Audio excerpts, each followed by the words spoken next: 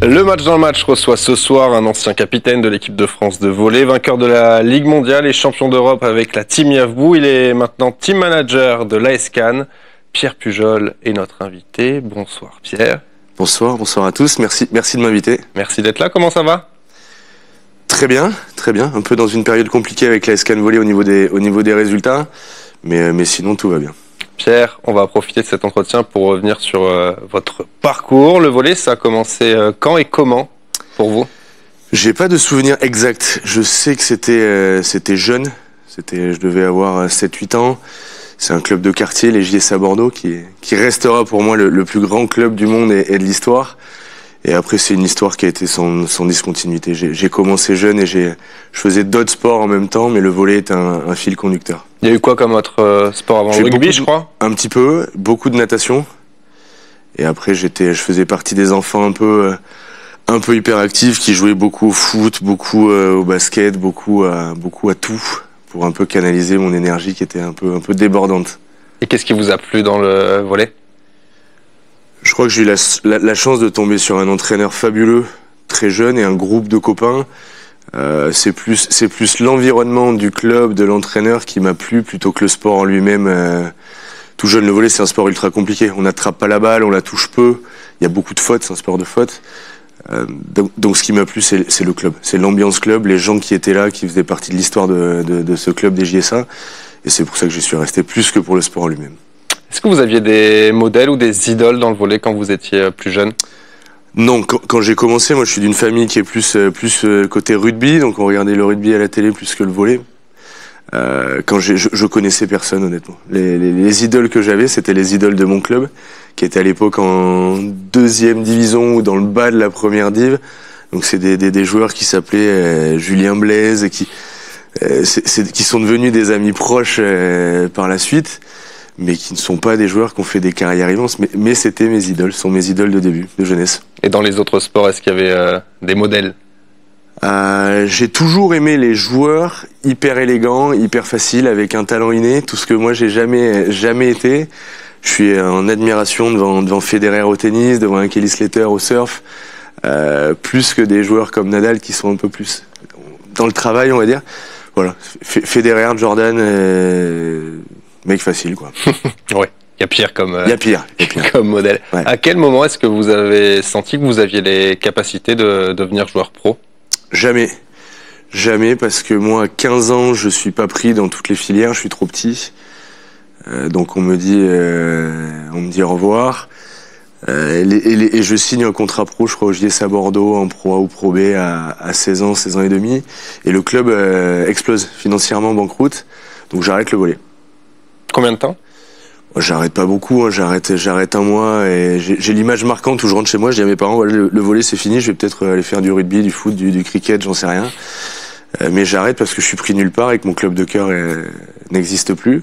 Et finalement, là, la Fédé me rappelle et il faut aller faire une compète parce qu'il y a un mec qui s'est blessé et c'est comme ça que ça commence. Vous vous souvenez de ce joueur qui s'était blessé? Non. Je me souviens du joueur qui jouait passeur à cette époque-là parce que j'ai joué avec lui. En fait, on a échangé de poste, il s'appelle Pascal Ragondet. J'ai joué longtemps avec lui à Cannes et en fait je lui ai pris sa place par une blessure, lui a dû remplacer un libéro. Coup de chance quoi. C'est au Centre national de volley que ça se passe tout ça? C'est avant le Centre national, ouais, c'est une compète l'été. Je me souviens plus du tout où c'était. Et après cette compète-là qui se passe bien, je crois qu'on gagne et il me propose de rentrer au CNVB. Qu'est-ce que ça vous a apporté justement ce CNVB? Oh, je sais pas. C'est difficile à dire. Je suis dans un moment où j'arrête juste ma carrière sportive, donc le bilan il est fait, il est en train d'être fait, mais sur les années de jeunesse, ce qui est sûr, c'est que ça m'a apporté beaucoup d'amis, beaucoup de valeurs. Je suis très attaché à ça, de partage, et puis forcément, ça m'a apporté une formation sportive qui est la formation des jeunes volleyeurs en ce moment. Elle est très reconnue. Voilà. Mais je retiens beaucoup d'amitié, beaucoup de moments, beaucoup de passion, beaucoup de rire, voilà, c'est ça. Est-ce que vous vous souvenez de votre tout premier match pro? Ouais, c'est contre Rennes, c'est Poitiers-Rennes, je crois. Alors mais de mémoire, c'est Poitiers-Rennes. on gagne 3-2, on fait un début de match de dingue et après on s'effrite et on finit par gagner 3-2. C'est le souvenir que j'ai. Est-ce que ça vous a fait quelque chose de spécial de disputer un premier match pro où vous vous dites il y a quelque chose qui est peut-être en train de se passer? Non. Non? Non, parce qu'en fait, j'ai toujours pris ça comme un jeu. Quand je jouais en jeune, je voulais gagner, mais j'allais jouer pour gagner. Quand je suis arrivé au centre national, je voulais jouer, je voulais m'éclater, me faire plaisir. Et donc je suis arrivé en pro, je me suis dit c'est assez sympa, on me paye pour jouer, il y a beaucoup de monde dans la salle. J'ai dit voilà, c'est très prétentieux de dire ça, mais c'était un peu le chemin, c'était un peu la normalité. On savait depuis 15 ans où on m'avait viré puis repris, je savais que j'allais être pro. Je savais qu'on m'avait mis là et que c'était pas pour rien. C'est bizarre comme sentiment. C'était votre moteur dans votre carrière, le jeu? Ouais, toujours. S'amuser toujours? Peu importe la compétition, l'enjeu? Ouais, peu importe. Il n'y a aucun moment où vous êtes réveillé un matin, où vous vous êtes dit j'ai pas envie d'y aller? Si, c'est les périodes où j'ai été nul. C'est les périodes où j'ai perdu cette notion de plaisir, de jeu, où je me suis focalisé sur de la tactique, sur de l'entraînement, sur des trucs où je me suis raconté des histoires. Je suis sorti de qui j'étais, j'ai pas été bon. Est-ce que vous vous souvenez de votre première sélection en équipe de France? La première en match officiel, c'est en Bulgarie. C'est France-Bulgarie en World League, je crois. Là, pareil, vous ne dites pas, il y a quelque chose? Si. Là, je me dis, chez moi, on a toujours été super attachés à l'équipe nationale. Regardez le tournoi des 5 nations, le tennis, la Coupe Davis, le foot, c'était la Marseillaise, c'était important. Et là, je change de dimension. Là, je me dis, ouais, là, tu rentres dans un truc sympa. Et comment ça s'est passé, votre première en équipe de France? Il y a eu un bisutage? Je me souviens pas. Bisutage, vous devez vous souvenir, s'il y en a eu un an? Non, parce qu'à l'époque, c'était normal. On était tous plus ou moins bisutés, c'était assez drôle. Je me souviens pas du résultat, je me souviens de rien. C'est très particulier. Ouais. Vous avez joué en club dans plusieurs pays, en France, donc en Italie, en Pologne ou encore en Allemagne. Quel est le championnat qui vous a le plus marqué? Tous. Tous? Tous. Ils ont chacun leur spécificité. Ouais. J'aime pas du tout les gens qui disent le meilleur championnat du monde, c'est l'Italie, la Pologne, la France, l'Allemagne, enfin chaque championnat, bien évidemment, l'Italie c'est le meilleur, mais la Pologne a des caractéristiques particulières, la France en a d'autres, l'Allemagne en a aussi. Je me suis éclaté partout. Et je trouve que c'est important pour un joueur d'aller voir ce qui se fait un peu dans le monde. En France, quelles sont les spécificités, dirons-nous, du championnat? En France, il y a moins de joueurs reconnus au niveau international. C'est plus des jeunes joueurs qui arrivent pour se lancer et qui après vont performer ailleurs. Mais le championnat est hyper dense, très homogène. Le premier peut perdre contre le dernier tous les week-ends. Et moi, je trouve ça hyper excitant. Est-ce qu'il y a un championnat dans lequel vous n'avez pas joué, que vous auriez aimé découvrir dans votre carrière? Ouais, je rêvais de jouer en Argentine. Parce que j'ai eu la chance d'y aller avec l'équipe nationale et que j'ai adoré le pays, j'ai adoré les gens, j'ai adoré les hommes. C'est une ambiance particulière, c'est chaud, Donc je rêvais de jouer en Argentine. J'ai pas été loin. À chaque fois, j'ai eu 2-3 contacts. Il y a peu de clubs en Argentine, un championnat restreint avec 3-4 grands clubs. On n'était pas loin. Et puis pour des questions ou financières ou d'entraîneur ou de jeu, ça s'est jamais fait. Et ça, c'est un petit regret. Et le Brésil, pour rester en Amérique du Sud? Ça aurait pu se faire aussi, mais j'étais moins attiré. Je sais pas pourquoi. J'avais vraiment un coup de cœur pour l'Argentine. On va parler de l'équipe de France un petit peu. Vous l'avez vu évoluer au fil des années pour devenir cette fameuse Team Yavbou, crainte par tout le monde ou presque. En 2015, en Ligue mondiale, vous avez un parcours fabuleux pour aller chercher le titre derrière. 10 ans après, qu'est-ce que vous gardez de cette épopée? Moi, c'est assez particulier parce que j'arrête l'équipe de France. Je suis pas repris en équipe de France. Je crois que c'est en 2013. Et je reviens en 2015, quand tout a changé, en fait. C'est une bande je suis le dernier ancien. Il y a une bande de jeunes hyper talentueux, assez fous. J'arrive un peu en disant, waouh, qu'est-ce que je fais là? Qu'est-ce que c'est que ce groupe de malades? Je me dis, pendant la première semaine, je me dis, ça va pas le faire, en fait. On est trop différents. Ma génération, il y a une cassure qui est trop importante. Et puis au final, je me mets à écouter leurs chansons un peu pourries et à m'appeler, je sais plus c'était quoi le terme, c'était pas frérot, mais à plus parler comme je parle d'habitude et à me prendre dans les bras avec Pépette et à tourner en rond comme des trucs que nous, notre génération, on faisait pas quoi. Et je me prends au jeu, et j'adore ça et ça dure 2-3 ans. Ouais.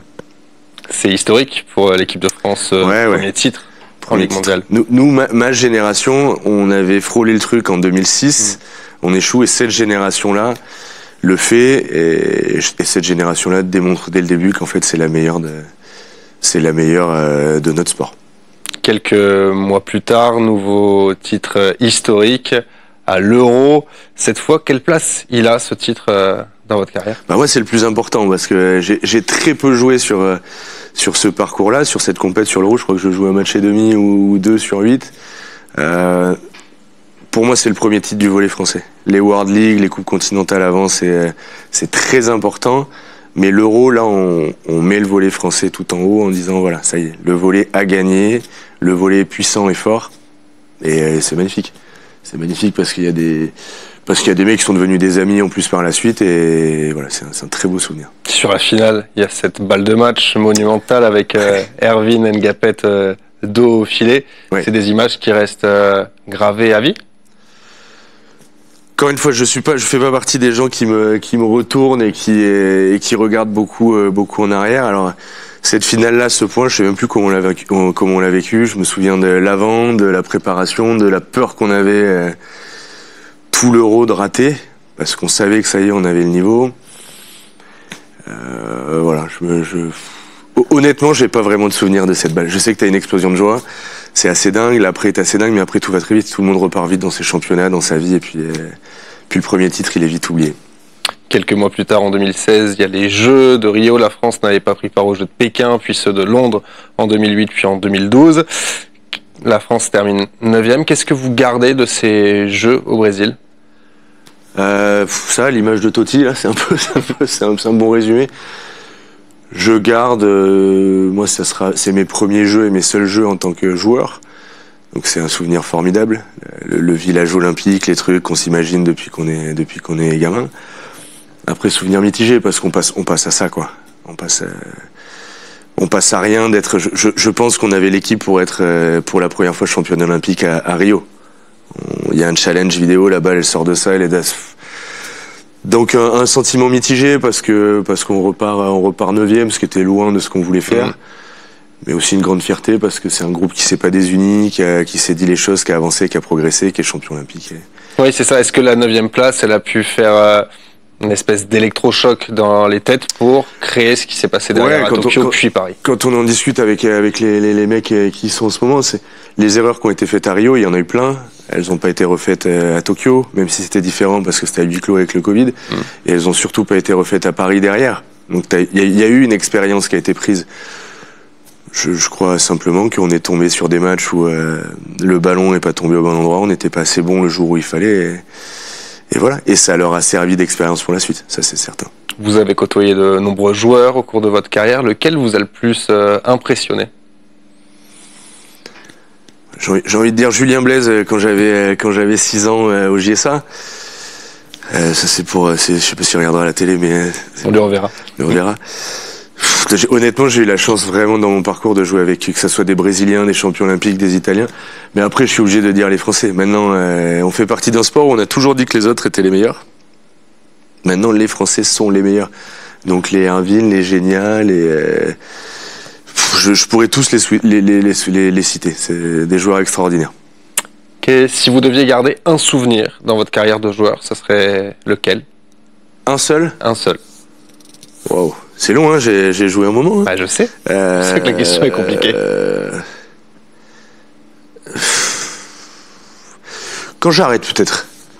Quand je sais que j'arrête, je finis pas champion olympique à Rio. Hein, je finis en Roumanie sur un match pour une médaille de bronze. Et je sais que c'est fini. Moi, ça fait 6 mois que je sais que c'est terminé. J'arrive en plus c'est terrible parce qu'il y a un escalier qui descendait au vestiaire hyper lugubre, les salles de volley des années 50. Et je me dis, ça y est, c'est terminé. Donc je descends, je remonte, je regarde un peu, je dis putain, c'est la dernière fois. Et puis bon, après je fais pas partie des gens qui vont pleurer 2 heures, donc je suis rentré au vestiaire, j'ai pris ma douche et je suis rentré chez moi.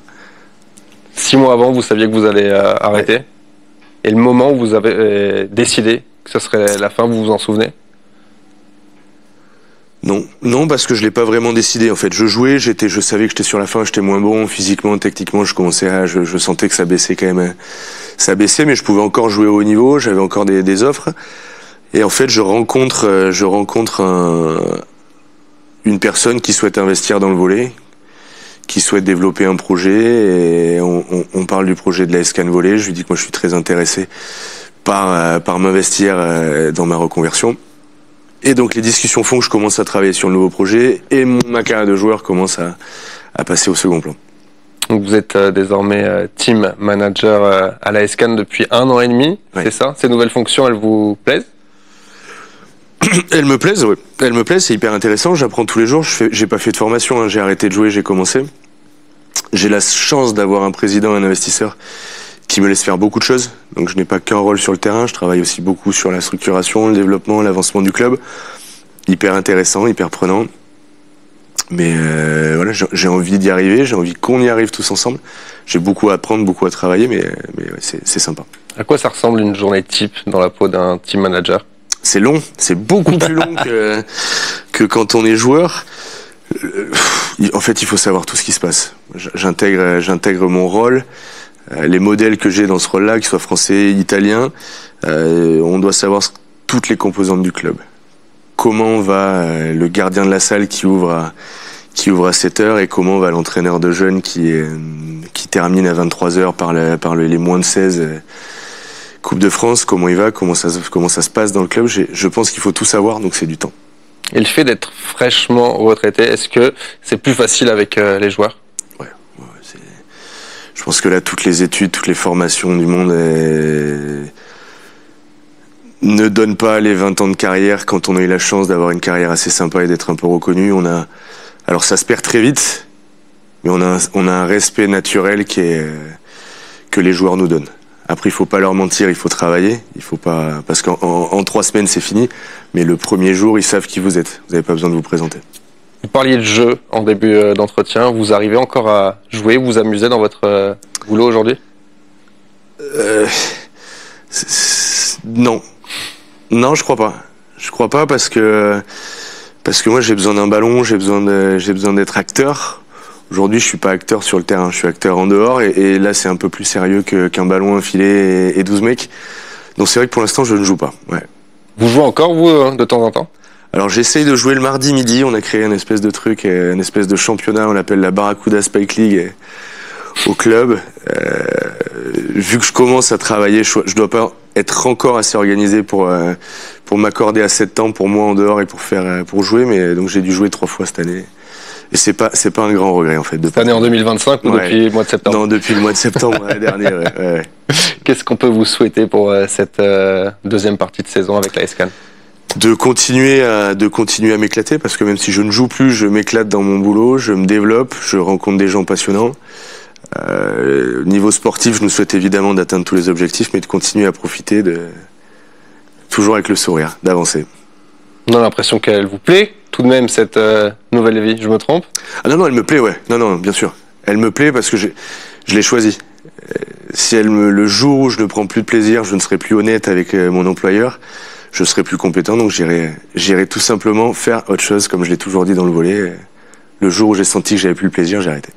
Merci beaucoup, Pierre, d'avoir été merci notre invité. Merci. Et merci à vous de nous avoir suivis. Le sport revient très très vite sur TV Monaco. Excellente soirée à toutes et à tous. Salut.